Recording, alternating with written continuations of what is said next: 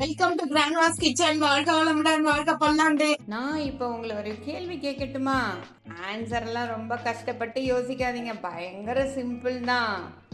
தெரிஞ்சதுன்னா நம்ம கமெண்ட் செக்ஷன்ல சொல்லுங்க. ரொம்ப காஸ்ட்லியான கிழமை எதுங்க? இன்னைக்கு நம்ம பார்க்க போறது ஒரு வேஸ்ட் மேனேஜ்மெண்ட்னு சொல்லலாம்.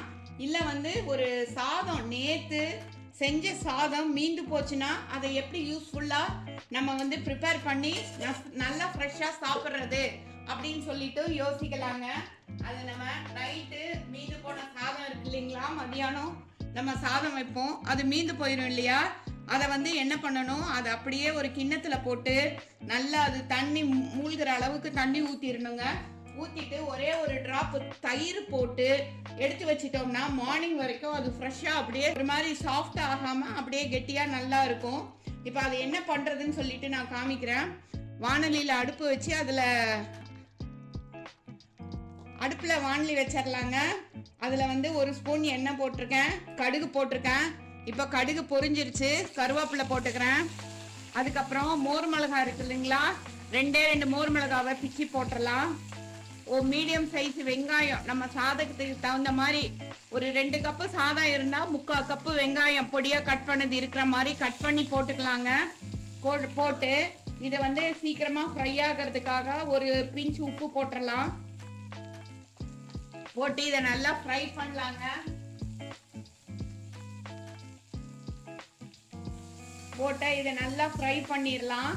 ஒரு 1 மினிட் ஆகும் ஃப்ரை ஆகிறதுக்கு. அது வரைக்கும் நல்லா இது கிளாஸ் ஆட்டம் வர்ற வரைக்கும் ஃப்ரை பண்ணணும். வெங்காயம் பாருங்க நல்லா இது மாதிரி ஃப்ரை ஆயிருச்சு. இப்போ நம்ம அடுப்பை ஆஃப் பண்ணிடலாங்க. அடுப்பை ஆஃப் பண்ணிட்டு நம்ம பாருங்க நல்லா அப்படி தண்ணியெல்லாம் வடிக்கிற அளவு புளிஞ்சு வச்சிருக்கோம் இல்லையா, இந்த சாதத்தை போட்டுடலாம். இதில் இப்போ நம்ம மசாலா ஐட்டம் பிடிக்கிறவங்க தாளிப்பில் ஒரு கிராம்பு ஒரு பட்டையும் போட்டுக்கலாம். அது இன்னும் நல்லா ரொம்ப டேஸ்டாக இருக்கும். இன்னைக்கு நான் வெறும் மோர் மிளகாய் தான் போட்டிருக்கேன்.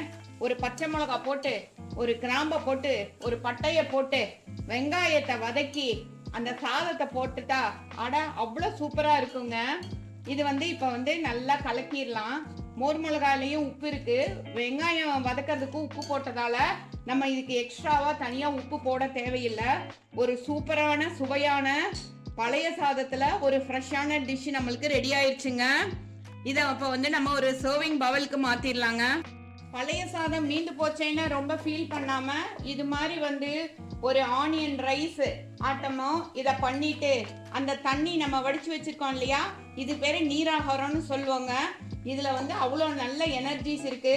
நைட்டே சாதத்துல தண்ணி ஊற்றி வச்சு அந்த தண்ணியில நல்ல பாக்டீரியாக்கள் நிறைய வளருங்க.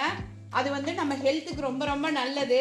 மார்னிங்ல இந்த சாதத்தையும் இந்த தண்ணியும் நம்ம எடுத்துக்கிட்டோம்னா அது மத்தியானம் மிட்மீல் வரைக்கும், மிட்மீலே தேவையில்லைங்க, மத்தியானம் லஞ்ச் வரைக்கும் நல்ல ஹெவியா அப்படியே ஸ்ட்ரென்த்தனை கொடுக்கும் நமக்கு. இந்த வெயில் காலத்துல இது மாதிரி இந்த தண்ணியும் இந்த சாதமும் சாப்பிட்டோம்னா ஹெல்த்துக்கும் ரொம்ப நல்லது. நம்ம வீட்டில் வேஸ்ட் ஆகாமையும் இருக்கும். நிறைய இது மாதிரி பழைய சாதத்தில் நிறைய டிஷ்ஷஸ் செய்யலாம். அது நம்ம கிராண்ட்மாஸ் கிச்சனில் நான் சொல்லியிருக்கேங்க. தேங்க்ஸ் ஃபார் வாட்சிங் அவர் கிராண்ட்மாஸ் கிச்சன். தேங்க்யூ.